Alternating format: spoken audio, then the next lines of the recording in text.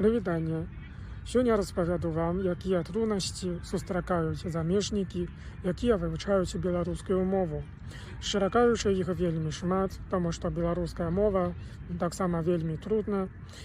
Але сёння, калі я азіраюся на сваё мінулае, некаторыя з іх ужо не так страшныя, як яны былі для мяне раней, нават часам здаюцца вельмі смешнымі. Вось, напрыклад, на пачатку вывучэння беларускай мовы нават напісанне літар было адным з выклікаў, таму што пісаў толькі кітайскія іерогліфы і англійскія літары, а кірыліцу бачыў толькі ў эмодзях. Вось такія.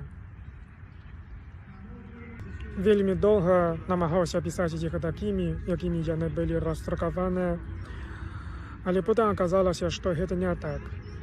Калісьці дослоўна выдзёбваў на паперцы літару «Д», але насамрэч яна ад рукі пішацца цалкам інакш.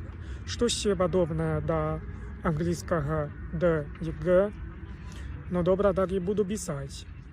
Але калі я набіраю яе на камп'ютары у курсіўным шрыфце, і гэтая англійская «Г» перакульваецца да гары нагамі і абарочваецца ў нешта такое. Падобная гісторыя ў мяне яшчэ была з літараю «Т».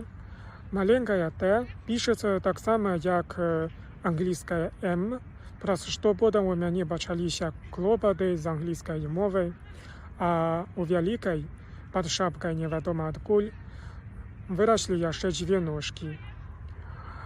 І гэта для мяне было вельмі дзіўна і незвычайна.